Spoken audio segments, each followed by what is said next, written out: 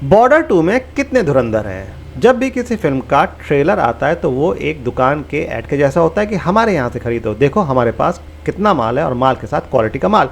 रहमान डकैत की दी हुई मौत बड़ी कसाईनुमा होती है। तो धुरंधर और बॉर्डर 2 को दो दुकान मानते हुए दुकान के माल की तुलना की जा सकती है। धुरंधर की दुकान में जो सबसे ज़्यादा बिका आइटम वो है रहमत डकैत। रहमत की चर्चा इतनी गर्म है कि धुरंधर के बाकी सब किरदार शायद अब एक दूसरे का मुंह ताक रहे होंगे। आलम यहाँ तक रहा कि फिल्म में रहमत डकैत का जो एंट्री सॉन्ग है उसमें फिल्म के हीरो को नोटिस तक नहीं किया जाता है।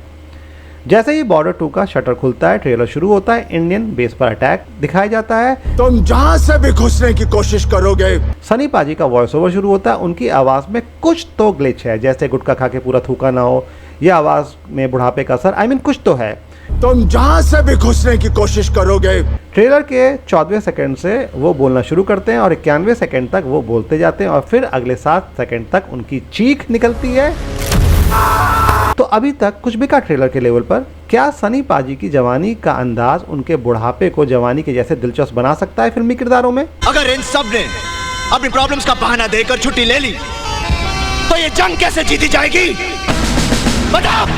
जब धुरंधर का ट्रेलर शुरू होता है तो उसका कैरेक्टर इंट्रोडक्शन कमाल का है। पहला किरदार जो लाइन बोल रहा है वो लाइफ लाइक है, कहानी के बारे में कुछ बताती है और असर छोड़ती है देखने वाली जनता पर।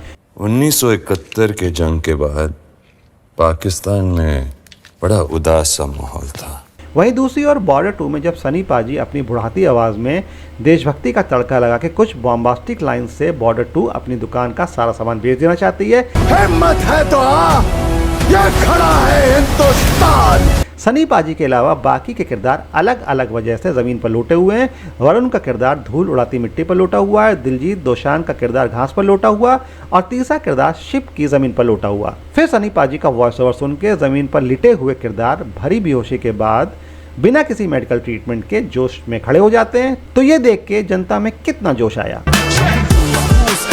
धुरंधर में सबसे ज्यादा जो खला वो ये है कि फिल्म का हीरो सबसे कमजोर जान पड़ता है विलेंस की भीड़ में, पर उसका काम बुरा कहीं से नहीं है, वो बस अपनी अलग से जगह नहीं बना पा रहा है जैसे रहमत डकैत ने बना ली है। तो क्या बॉर्डर 2 में सनी पाजी के किए किरदार के साथ कोई भी किरदार फिल्म में अपनी जगह बनाता दिख रहा है? बॉर्डर 2 के ट्रेलर को देख के कहीं से भी वाव नहीं निकलता है मुंह से, जबकि धुरंधर का ट्रेलर देख के न जाने कितनी बार Hey, wow, man! धुरंधर का बैकग्राउंड म्यूजिक एक्सपेरिमेंटल है। इंडियन फिल्म्स के लिहाज से साफ साफ दिखता है कि वो आज के यूथ को जो वॉर एक्शन से लवरेज वीडियो गेम्स के शौकीन हैं उन्हें लुभाने की कामयाब कोशिश है। और जिन लफ्ज़ों में संवाद बोले जा रहे हैं वो मैच्योर ऑडियंस को भी दिलचस्प लगते हैं। क्या ये बॉर्डर 2 के लिए कहा जा सकता है कि वो यूथ एंड मैच्योर दोनों ऑडियंस को लुभा रही है? धुरंधर और बॉर्डर 2 दोनों ही प्रोपेगेंडा फिल्म्स हैं, पर बावजूद इसके धुरंधर में एक फिल्म की कहानी को कहते हुए किरदार दिखते हैं और फिल्म उनके दम पर कामयाबी के झंडे बुरी तरह से गाड़ चुकी है। पर बॉर्डर 2 जो बॉर्डर 1 का स्पिरिचुअल सीक्वल है, 1971 इंडो पाक वॉर लोंगेवाला की लड़ाई पर फोकस थल सेना, नौसेना और वायुसेना के युवा सैनिकों की बहादुरी के अनकहे किस्से तलाशती है। क्या ट्रेलर के लेवल पर कुछ भी अनकहा नया दिख रहा है बॉर्डर 2 में?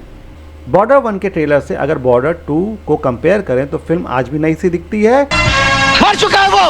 आप ही ने कहा था ना सर, आदत डाल लो, आदत पड़ गई। और बॉर्डर 2 का ट्रेलर एक थोपा हुआ ट्रेलर, एक फर्जी थोपी हुई देशभक्ति के दम पर सिर्फ पैसे कमाने की चुल्ल से ज्यादा कुछ नहीं लग रही है।